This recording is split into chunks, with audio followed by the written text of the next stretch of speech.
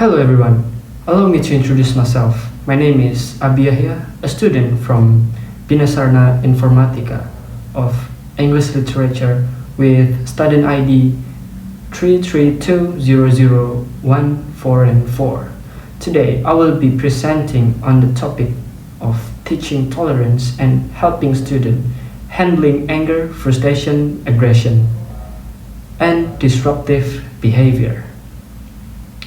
And these presentations will explore how tolerance can be fostered in the classroom and how educators can support the student in managing their emotions and how disruptive behavior can be addressed through effective classroom management strategies. I hope these discussions will not only provide theoretical insight but also practical approach that can be applied in real classroom situations. And then let's get into the presentation. Classroom management. Here's the overview.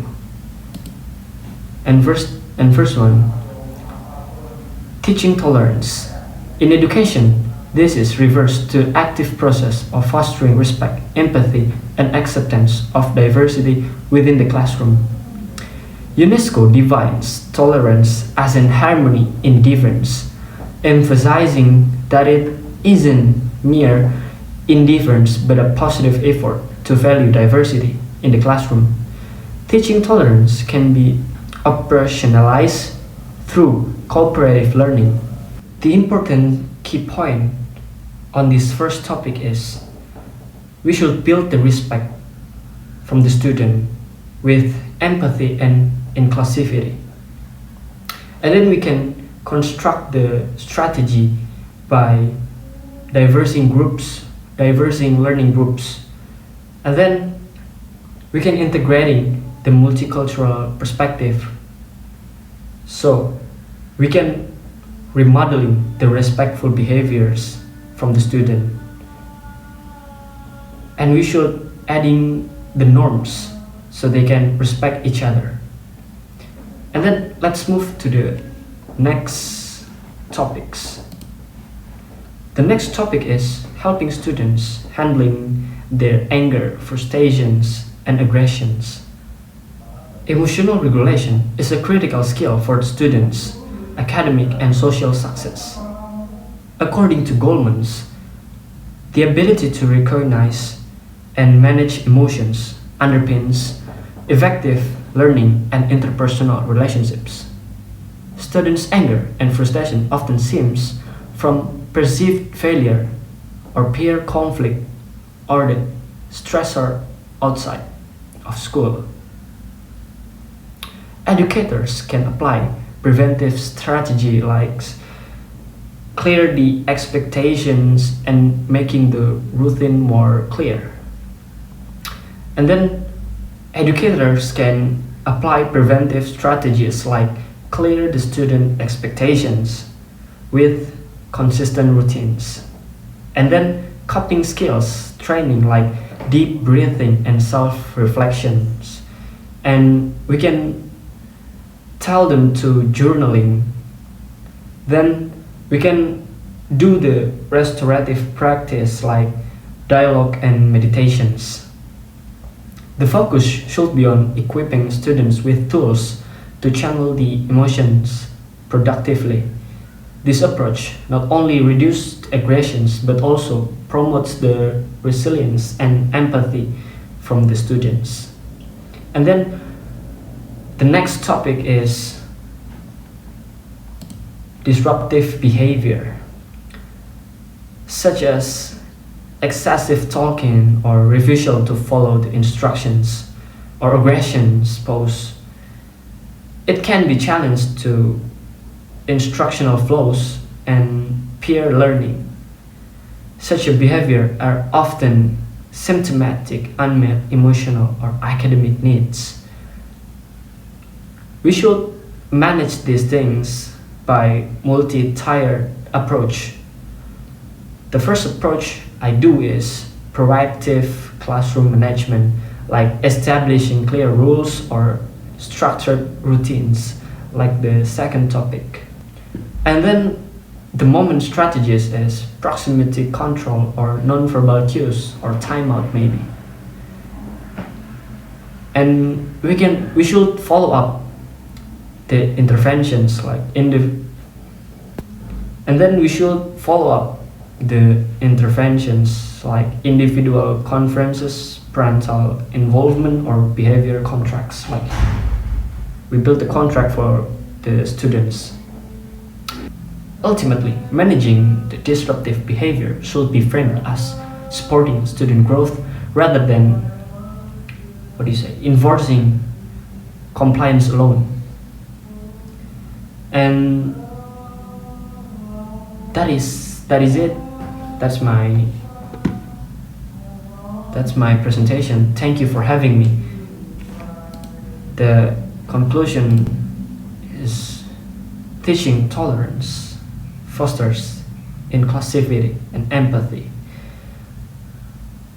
And emotional regulation is key to reducing aggressions. And disruptive behaviors need to be structured with consistency response. We should focus on growth, not complaints alone.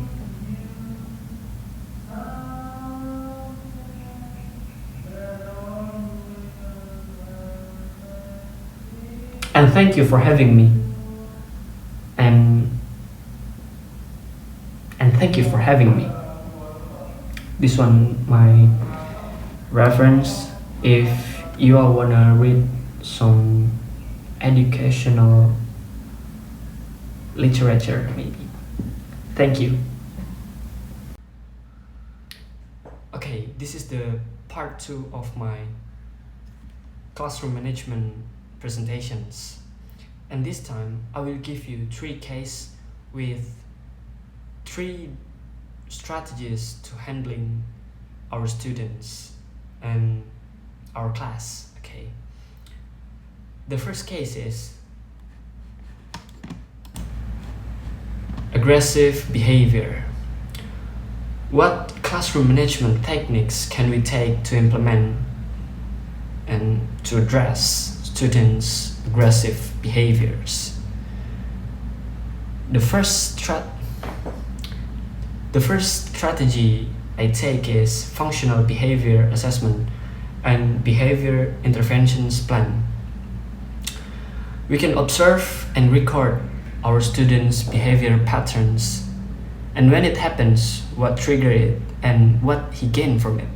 Then we can create a personalized plan that includes clear behavior goals and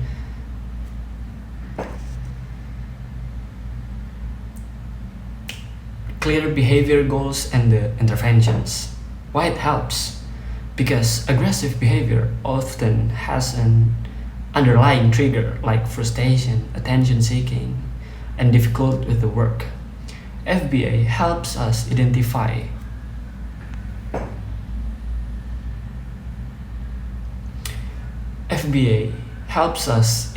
the root causes, so interventions are targeted, not general. The second strategies I take is teach and practice replacement behavior. What is it?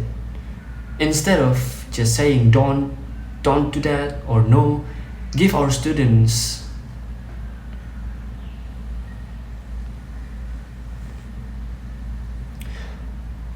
instead of saying no or don't do that, give our student an acceptable alternative, like using a cooling down card or raising his hand to speak instead of lashing out. Practice this behavior during non-stressful times. It can help.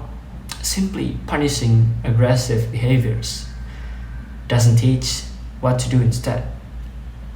Replacing the behaviors gives our students tools to express himself appropriately.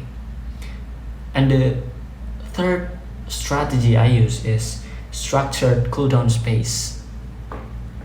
We can set up the designated spot in the classroom where our student can go when feeling overwhelmed, with calming activities like stress ball, drawing paper, or breathing techniques like deep breath. Deep breath, bro. This can provide a safe outlet for emotions, preventing escalation into physical aggression while keeping our student in a supervised environment. And let's move the case number 2 about off-task behavior. What strategies can we use to increase on-task behaviors?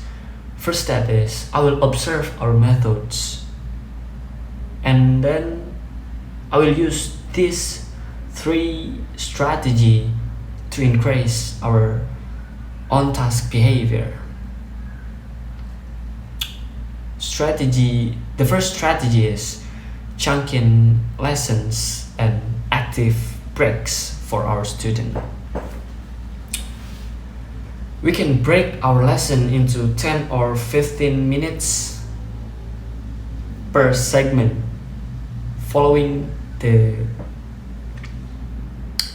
by quick engaging breaks like riddles of movement stretches like ice breaking. Why it helps? Because the middle schoolers have limited attention spans. Regular breaks keep them engaged and reduce them zoning out. The strategy number 2 is clear task expectation with visible timers. We can display on the board of our task. We can display the task on the board, and then we can use the timer so the student know exact how long they have to complete our task. So they have a target, reducing wandering attentions, because student can see the time limit and feel urgency to stay focused so they can finish our task without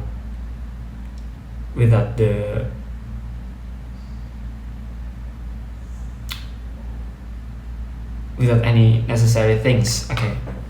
The third technique I use is active participation techniques, like cold calling, by randomly calling up my students to answer our questions, or maybe a simple digital polls like who's agree, who's disagree, like that. Why it helps? It can keep our student alert, since they know that I can call them by any chance upon any times. It can encouraging participation over chatting or phone using. And then we can move to case number 3. The case number 3 is disruptive behaviors. What specific strategies can we implement to this problem? I think focus on beneficial solutions is better than focusing to the problems. We should seek deeply into the solution, not the problems.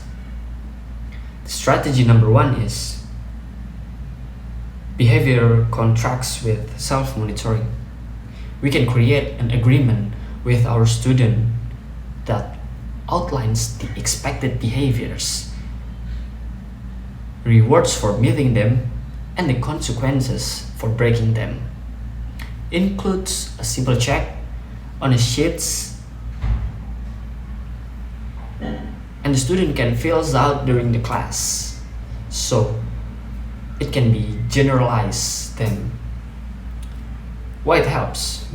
Because it can involve our student to the process, increasing the accountability and makes them expectations very crystal clear. The second strategy is plain ignoring of low-level disruptions like minor attention-seeking behaviors. The example is the off-topic comments, like the shout out, avoiding giving attentions and instead reward a positive behavior quickly when they occur, when they obey us. What helps? It's simply if the goal of disruption is attentions, removing that reinforcement while giving attention to positive behaviors can shift the payoffs. The last solution I take is proactive pre-corrections. Like before starting activities that our students oftenly disrupts, quietly remind our student of the expectation and what will happen if they're not followed us. What helps?